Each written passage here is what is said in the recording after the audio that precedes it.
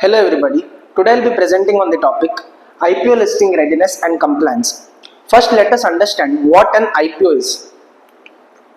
IPO stands for Initial Public Offering. Now what does that mean? When a company whose shares are privately held is offered to the public for the very first time to be traded openly, it is Initial Public Offering. A company is set to go public, it is set to get listed when it gives its IPO. So post IPO, the company becomes publicly listed on stock exchanges like NSE and BSE. NSE is National Stock Exchange and BSE is Bombay Stock Exchange.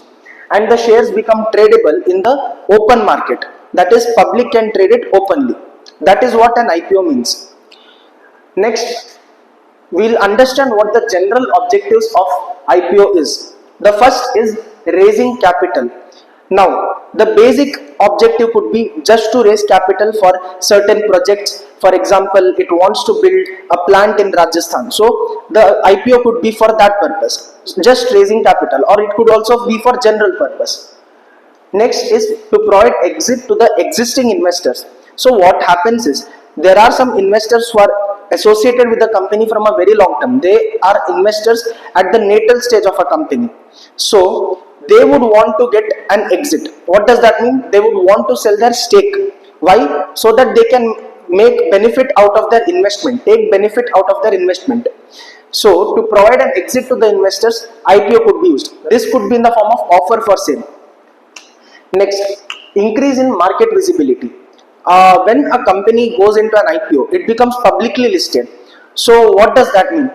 The public will have transparency between the company. So everything that the company does should be reported openly, should be known to the public. Any transaction, any related party transaction, everything should be known to the public. Basically, the company becomes an open book. So this increases the market visibility, which could seem beneficial in terms of company's perspective. Next is to attract and retain talent.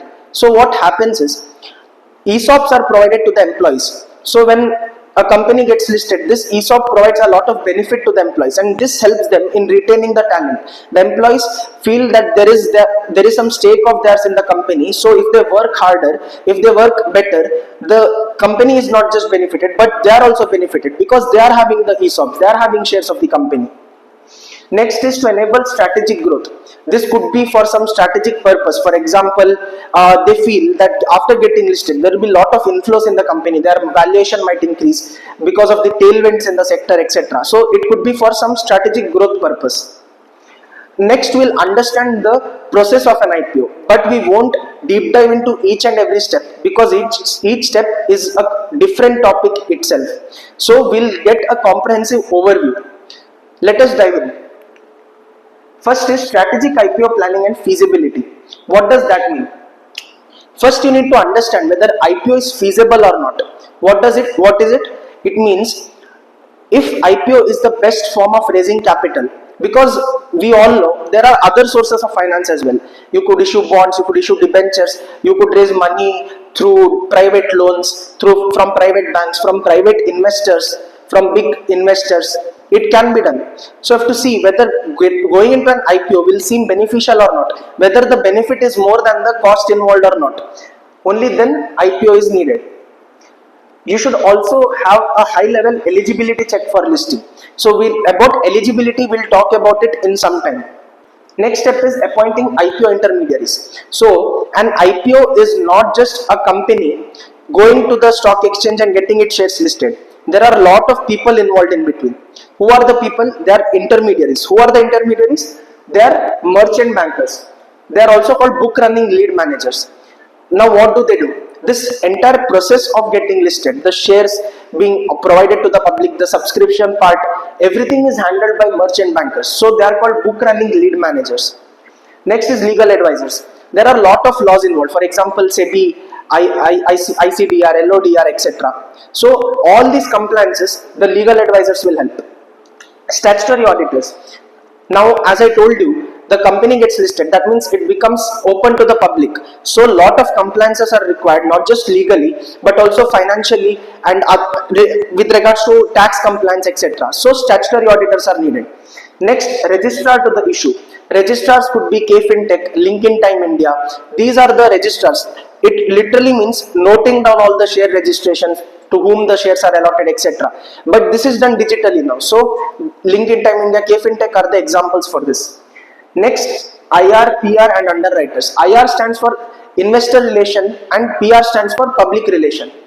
Now, investors need to be presented papers. Investors need to be satisfied that this company is great. There should be some face value of the company in the market, not just financially strong, but should look strong overall. So these investor relation teams manage all of it. Public relations, since public is involved, public also can trade in the shares.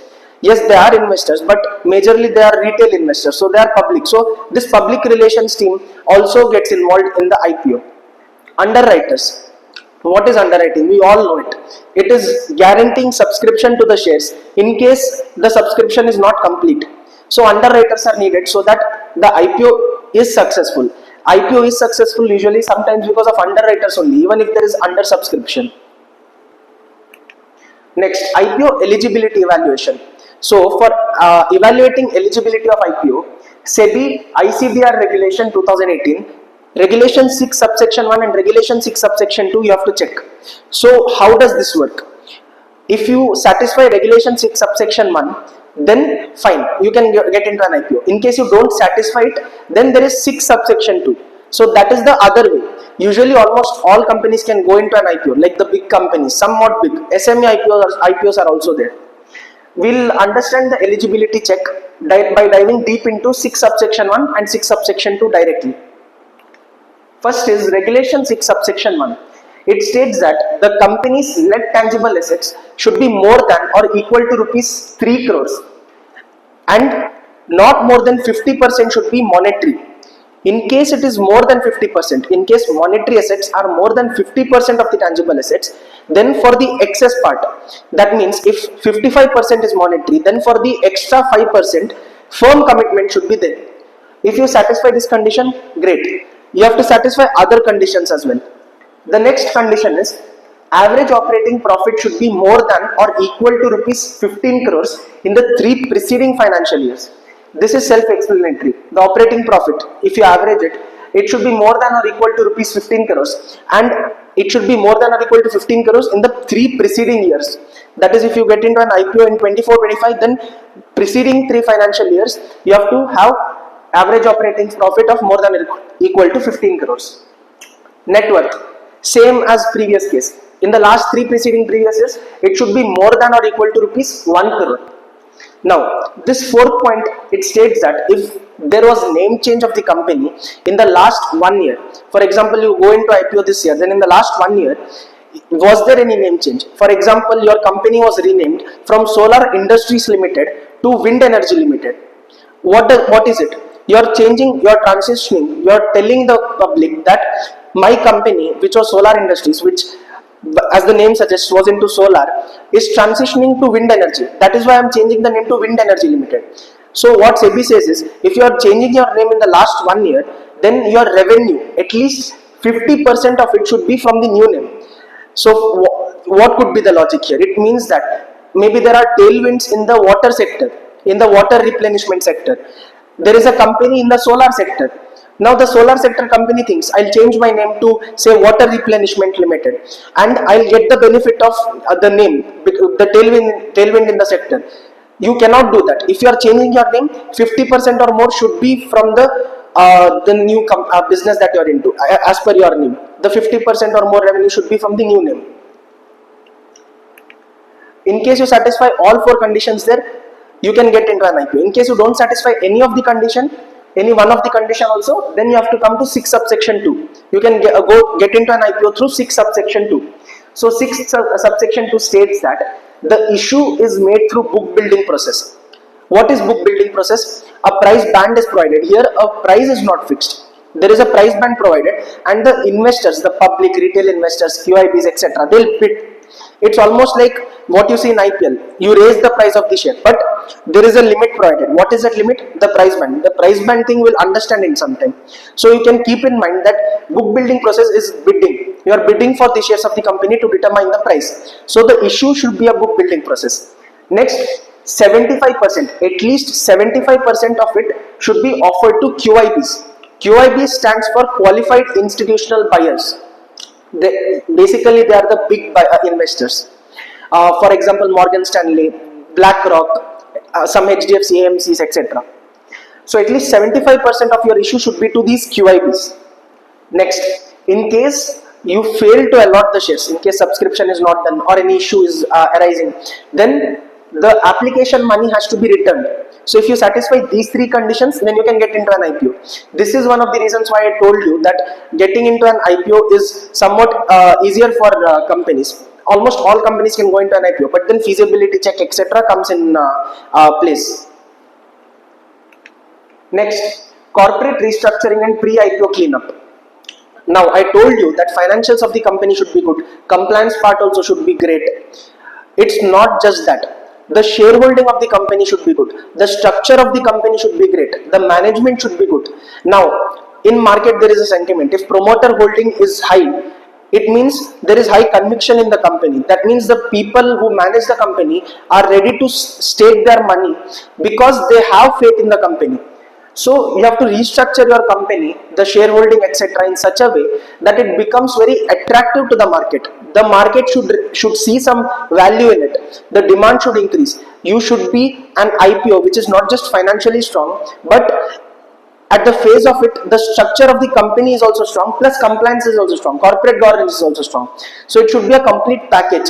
So corporate restructuring and pre-IPO cleanup is very important.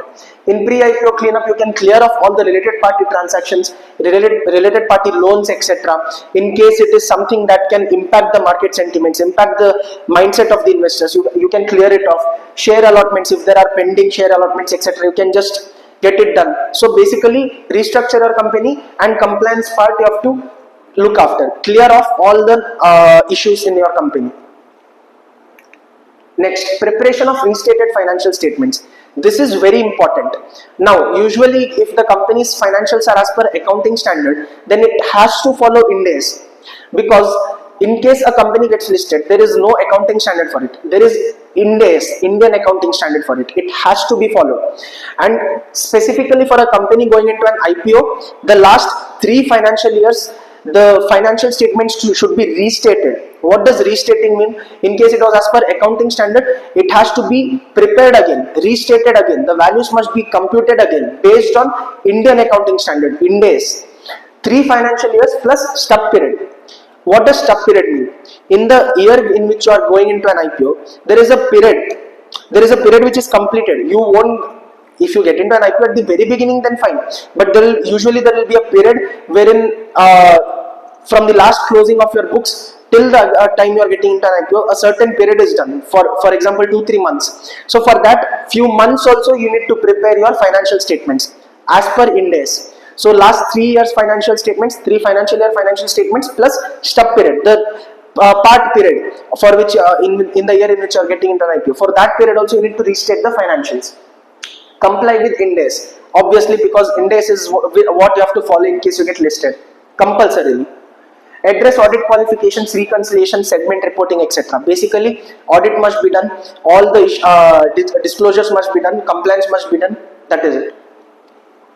Next is tax and regulatory compliance review. This is same. For example, in legal compliance, you have to comply with SEBI, etc. Here, tax compliance, you need to comply with GST laws. You have to comply with income tax laws, professional tax, all those laws, tax-related laws. You need to comply with it. Any issue, you must resolve. Next, internal control and governance setup. You need to establish board committees, which is very important. These board committees are audit committee, nomination and remuneration committee, that is NRC, and stakeholder relationship committee. There are few other committees as well which are applicable, but then broadly these 3 are the committees that you must form. So these committees must be formed by the company. Next, appointment of independent directors. As per SEBI, there are regulations for independent directors appointment. You must look into the rules and comply with it. Implement whistleblower and insider trading policies. Whistleblower, for example, there is a person in your company, there is an employee who wants to raise his voice against the company. Why? Because he feels there is some non-compliance on its part, or maybe there is some issue, some threat which is involved in the operations of the company. if it wants to raise the issue, the company should have whistleblower policy. He is the whistleblower, so that he is protected. The company cannot crush his employment. The company cannot crush his career for raising his voice, because that is something that which is very important from the point of view of the people in the company. So whistleblower policies must be there. Insider trading policies. Insider trading is nothing but, for example, before you get into your quarterly results season, before you declare your quarterly result, you inform some people that your financials are going to get stronger, your performance is going to get stronger. So what you say is, what you do is you disclose it to some people whom you are not supposed to disclose. Insider trading, that is what you will buy the shares. If the financials are good, you will sell the shares if the financials are going to be bad. So this way the insider trading should not be done, which is completely banned by SEBI. So insider trading policy should be there. Evaluate ICFR, that is internal control over financial reporting. These are done by auditors and all. So internal control over financial reporting must be complied with. Next, legal and secretarial diligence. These are mainly done by company secretaries. CA's role is very less in this. So all the ROC filings, litigations, etc. must be handled well, should be completed. In case litigations are not completed, proper disclosures must be given before going into the IPO. And the shareholding, related party transactions, etc. need to be properly analyzed, and proper disclosures as per Companies Act must be provided. Next, I'll talk about certain general compliance points. So this is as per SEBI. Now, application to one or more stock exchanges and one to be designated as stock exchange, designated stock exchange. What does that mean? There is NSE, there is BSE. You need to apply to these stock exchanges. You need to tell them, see, we want to get into an IPO, we want our shares to get listed. So get into an agreement with them, and at least one of them should be your designated stock exchange. For example, recently NSDL, that IPO could get listed only on BSE, not NSE. Why? Because NSE is having a stake in it, so it gets listed on BSE. NSDL had to go to BSE and tell that it wants to get its it wants to get its shares listed. So you have to get into touch with the stock exchanges, and one of it at least should be your designated stock exchange. Next is, enter into an agreement with the depository for dematerialization of shares before drafting IPO papers. Now, dematerialization, this was done quite some time back. Before, shares used to be on paper, but now everything is digitized, everything is dematerialized. So depositories like NSDL, CDSL, these come into picture. You need to get into an agreement with them for the dematerialization of the shares of your company before you draft your IPO papers. Partly paid up shares to be fully paid or forfeited. In case there is partly paid up share or something which you are offering, that must be fully paid before you offer it to the public for the first time. Next, maximum 25% of the proceeds to be used for general corporate purpose, and the 25% limit also includes any acquisition or investment which is not disclosed in the IPO papers. So for example, your issue is of 100 crores. That issue is clearly stated that the objective of the issue is to raise capital for construction of a power plant in Rajasthan. That is the purpose of the issue. But there was one more purpose that it was raised for, which was not mentioned in the IPO papers. That is to, for example, incur some investments, make some investments in Gujarat, in the gift city. Some investments were supposed to be made, which was not disclosed. Now, what this compliance means is that proceed 100 crore. Out of that, maximum 25 crore you can use for general corporate purpose, plus for any of the investments or acquisitions which you have not disclosed in the IPO papers. So for the thing that I told, investment in gift city, if you want to do that, then you can do it, but that must be maximum 25% of the proceed. Plus the general corporate purpose thing also comes into picture. In case you are using the money for the Rajasthan power plant that I told, which was actually the objective of the IPO, then whole issue can be used, no problem at all. The IPO can be of any security. Why I am saying this? Because when you say IPO, usually people think it's only shares. No, there are other securities like convertible debentures. Promoters should hold at least 20% of the post-issue holding. What is it? Now, After the company gets listed, the holding, the shareholding, at least 20% of it should be with the promoters. It cannot go below 20%. So if the holding is of 100 crores overall, 100% is 100 crores, then at least 20 crores should be with the promoters. Now how can they comply with this? They can take the help of AIF, that is alternate investment funds, scheduled commercial banks, foreign venture capital, insurance companies, etc.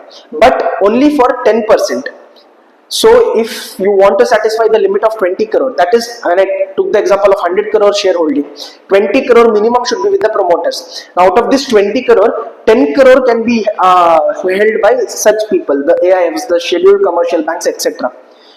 The rest should be held by promoters. So there is no compulsion that these people should be involved, these entities should be involved, but promoters should be there at least for the 10%. That is the point. Next, minimum subscription. This is very common, this is understood by everyone. Minimum subscription, that is IPO should be subscribed at least 90%. Otherwise your IPO is a failure, and this won't happen because usually you have underwriters who will complete the subscription. Now IPO can be kept open for minimum 3 working days and maximum 10 working days. Plus there is an extension of 3 days. So your IPO, if you are opening it at say on say 4th April, then you must keep it open for minimum 3 working days from then, and maximum you can keep it open for 10 working days. You cannot keep it open for months. By chance, if you think that an extension is needed, few more days are needed, then you can extend it by 3 more days, but SEBI's approval is required.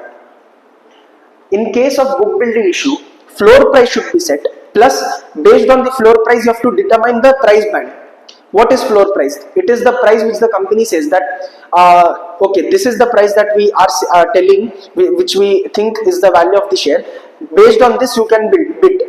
So what happens is, the company for example says 100 rupees is the floor price. The price band, how should it be determined? The price band should be minimum 105%. So 100 rupees ka share they told, minimum 105 should be paid for it. Maximum 120%. So maximum can be 120 rupees. Now it doesn't mean that you should keep the price band as 105 to 120. That is 105% to 120%. It can be anything. It can be, for example, say 107 to 110. It can be 110 to 115. Anything is okay. But it should be minimum 105% and maximum 120% of the floor price. Next, minimum application size. Minimum application size in case of normal IPOs is 10,000 to rupees 15,000. 1-5. But in case of SME IPOs, the minimum investment is 2 lakh. Since the investment amount is high and since SME IPOs are very small, there is liquidity issue always, almost in every case. So that is why you see less participation in SME IPOs. Only big people participate in SME IPOs. And in case of normal IPOs, the minimum application size is 10,000 to rupees 15,000. Now let's talk about lock-in. Lock-in of promoter contribution. Now the minimum contribution of promoters, which I told, that is 20% post holding. That minimum contribution in case of general purpose IPOs, the minimum contribution should be held for at least 18 months. In case the proceeds are for capital expenditure, for example, as I told, power plant in Rajasthan, if it is for some capital expenditure, then it should be held for minimum 3 years. This is about the 20%, the minimum contribution part. That should be held in general case for 18 months and in case of capital expenditure for 3 years. The excess amount, that is over and above the 20% whatever holding you have, that excess amount in general case, it should be held for 6 months, and in case of proceeds for capital expenditure, it should be held for 1 year. Anybody else, if he is having holding, if that entity is having holding, it should be locked in for minimum of 6 months. That is why you see, when a company gets listed, 6 months later, usually the company shares fall, the value of the company shares fall. There is a dip. Usually that is because the other people, the other entities, they sell their stake because they want to book their profits. Next step is drafting red herring prospectus and preparation of it and filing it with the SEBI. So draft red herring prospectus, what is it? Red herring prospectus and prospectus, there is a difference. Red herring prospectus contains everything that a prospectus has. It need not contain, but it may contain everything that the prospectus has except the price. So it's almost a product without a price label. That is it. So you have to provide your draft red herring prospectus. You have to prepare it. It contains sections like risk factors, the objectives of the IPO, capital structure, overview of the business, what the business is, what the IPO is, how the proceeds will be used, financials of the company, legal and tax proceedings if any, some disclosures, etc. That is what is contained in draft red herring prospectus. And it can also contain management discussions and analysis, because usually people see what the management says about the company before applying for the IPO. You have to prepare it and file it with SEBI. Next, SEBI and stock exchanges, they review it. They just don't accept it, because this is something that is having public money in it. Public money will be involved. So what they do is they analyze it and provide their comments. So to the observations that SEBI has provided, you need to respond to it. You can either provide your explanations and satisfy SEBI, or you can make the necessary changes. Once that is done, your prospectus is ready. Next, roadshows and investor interactions. Roadshows, it doesn't mean literal roadshows. It means you go to the public, you go to the big investors, you pitch your company to them, you pitch your IPO to them. They should be satisfied, they should be attracted, there should be demand. Market demand must be created so that your IPO can be a success monetarily. So you have to build investor interest and feedback, explain the company performance and future plans. That is why you see a lot of conferences being held, lot of PR being done by the companies which go into an IPO. Next, pricing and allotment. In case it's a fixed price issue, no problem. The price is fixed, obviously. In case it's book building, then based on the bidding, the price of the IPO is determined, the share is determined. Once that is done, you have to see the allotment as well. Now, it depends on how the subscription is done. If there is oversubscription, then you have to take lots, you have to allot it on pro rata basis. Otherwise, there is no issue. You can issue it normally, you can allot it normally. And then you have to finalize the capital structure as well. Post allotment, how much percentage is with QIBs after the subscription. Like there are some percentages that you need to comply with, but you can still change it later on. Next, listing on stock exchange. So you have to receive the final listing approval. Once the approval is received, you have to credit shares to the demat accounts of the investors, and there will be listing ceremony that you see, the bell ringing ceremony. The management, the auditors, the company secretaries, they are with the company then for the ceremony. That will be done. So basically, you will get listed after that. IPO is not just a one-time process. After you become a listed company, there is a big procedure involved later on as well. There are a lot of compliances. So after you get into an IPO, there will be a continuous obligation on the company, on the part of the company, because public is involved. Obviously, where public is involved, compliance is involved. So key activities include filing of quarterly results. So when you see the result season, April, May, June, this is one quarter. June's result, this quarter's result, usually it is declared by August, by September max. So you have to declare your results quarterly. However, there are some exceptions to it. Maintain insider trading policies and disclosures. These are obviously needed, because after it gets listed, lot of price rigging can be done, lot of pump and dumps can be done, lot of issues can arise. So you have to have proper policies for it. Sharing of annual reports, shareholder meeting, in organizing calls with the investors, etc. Next is investor relations and reporting. So these con calls that you get to know about, wherein the management talks directly to analysts, talks directly to some investors and all. So this should be done. Why? So that the transparency is maintained. There is investor confidence in the company. So you have to respond to queries of the investors if any. You have to publish your reports. You have to publish your statements. You have to host earnings calls. Earnings call is something that every investor should look into before investing into a company, because you look at the financials, that is just not enough. You need to see what the management thinks. You need to see how the management is, the quality of the management. So that is it from my end. Thank you.